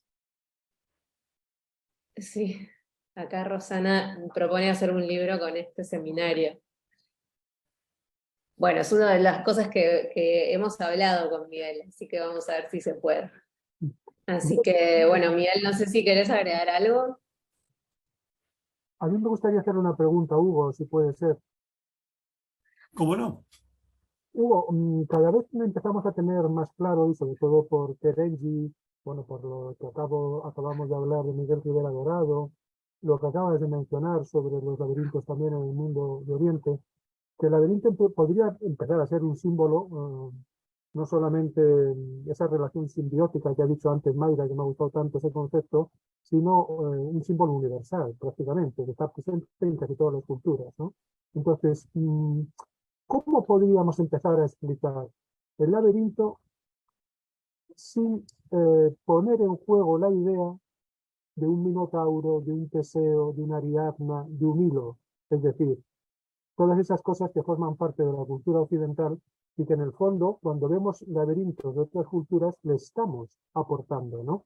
Es decir, ¿cómo podría ser la lectura del laberinto sin el mito europeo, ¿no? Bueno, por una identidad de coincidencias. Por ejemplo, en la cultura griega, hablo de la época clásica, no ocurría la muerte si no venía Iris, la mensajera, y cortaba el hilo que separa la vida de la muerte. Y la persona no está totalmente muerta hasta tanto no viniera Hermes, el dios mensajero, que en su calidad de psicopompo transportar el alma más allá del río de la muerte. Entonces ahí aparece la idea de que la vida nuestra está atada a un hilo, es el cordón umbilical. Entonces uno nace con el corte del cordón y muere nuevamente con el corte del hilo por obra de Iris. El tema ha sido muy tocado, hay infinidad de estudios sobre el hilo de Ariadna. Incluso acá en Argentina existe una editorial que pertenece a la Fundación Constantini, que se llama El Hilo de Ariadna y que coedita con Argentina y España. Así que ahí aparece el tema del hilo, que habría que pensar si no es una mutación del hilo biológico, del cual hemos salido nosotros. Es decir, pero además, el hilo de Ariadna tiene que ver con la posibilidad de religar este mundo con un mundo aparentemente preterido, un mundo que se ha ido, ¿no? Entonces, el hilo de Ariadna es el que posibilita que se vivifique una historia anterior aparentemente preterida, ¿no? Es decir, de qué manera uno lo puede revivir. No sé si esto ayudó algo a tu comentario. Está súper interesante, sobre todo por una razón, porque si finalmente el hilo de Ariadna es ese hilo umbilical, el hilo de vida que es universal a todas las culturas, es lo que daría sentido a esa unificación de las distintas símbolos e imágenes del laberinto en todas las culturas, llegaríamos a la conclusión de que lo que sobra en realidad es el laberinto, es la arquitectura. Es decir, que la arquitectura en realidad vendría a ser una estructura defensiva de esa estructura mítica verdadera, que sería el hilo, ¿no? Y esto engancharía mucho con la pregunta que ha hecho esta chica antes en el foro, en la intervención de Cecilia y de Mayra, sobre qué pasa con el hilo de Ariadna. O sea, que esa es la gran pregunta, ¿no? Obviamente. Es el gran arquetipo del que habla Jung. Claro, Jung, seguidores del grupo Élanos, plantean eso, ¿no? Es decir, la necesidad de volver a sacralizar la vida, pensar en una hierogamia, en un lazo entre lo divino y lo humano. Es decir, eso se ha roto, se ha quebrado. ¿De qué manera uno puede revivirlo? Y ahí están los arquetipos jungianos que posibilitarían mostrarnos un camino, que después uno sigue o no sigue. Ahí está todo el tema del imaginario de William Blake, porque la obra de Blake apunta justamente a cómo recuperar ese mundo imaginal que está preterido, ¿no? Uno se olvida de la sacralidad de la vida. Pero Entonces, realmente lo que pasaría es que en Occidente se ha ocultado ese hilo de Ariadna, es decir, clarísimamente, ¿no?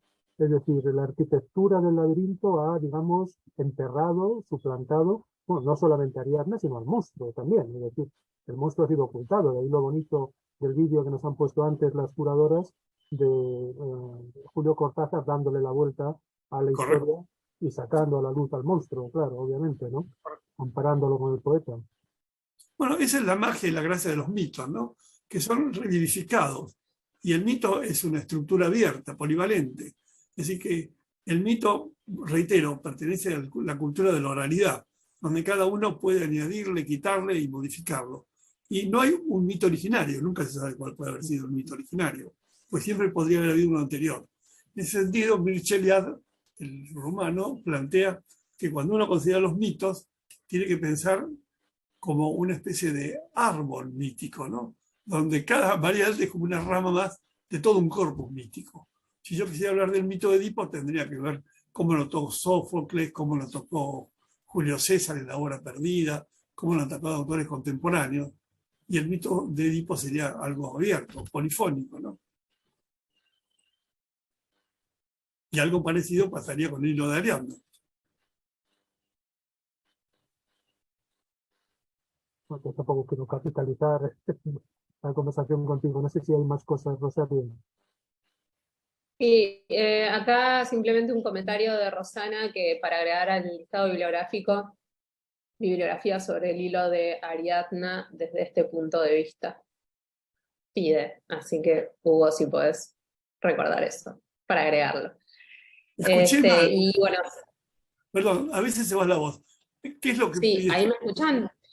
Una bibliografía específica sobre el hilo de Ariadna para incluir dentro del listado bibliográfico que nos mande después. Bueno, pienso y lo anoto. Y acá Vanessa pregunta si el mito podría cumplir la función de vía de escape en el laberinto. No sé qué pensar al respecto, porque el mito cuenta la historia del laberinto, En la medida que uno pueda recrearlo, imaginarlo, o darle una salida distinta, evidentemente es una posibilidad de salida, ¿no? Uno podría escribir un relato donde se escape del laberinto de otra manera. Por ejemplo, uno se escapa del laberinto mediante la fantasía, en medio de la ficción contemporánea, en medio de la desazón, del hambre, etcétera. Yo me puedo mentalmente ir del mundo si es que pongo en funcionamiento la fantasía, ¿no? Es el gran tema que plantean autores como Aldous Huxley o Ray Bradbury, ¿no? Así que la imaginación tiene una capacidad mitopoética y una capacidad de liberación. Uno en realidad se escapa por la literatura para liberarse del evento, ¿no?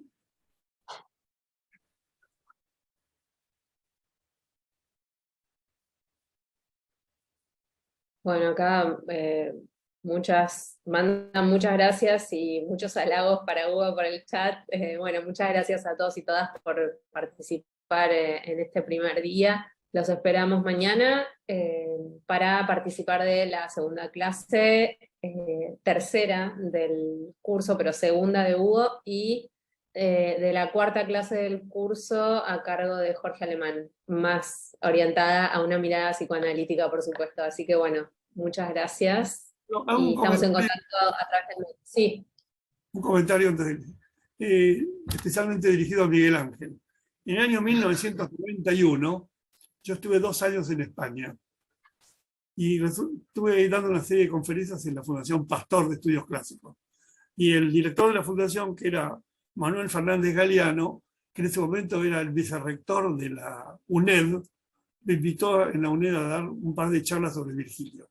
Así que el hecho de haber recibido la invitación de la UNED me hizo recordar con afecto a la UNED y en particular la figura de Fernández Galiano, a quien recuerdo como un profesor realmente brillante.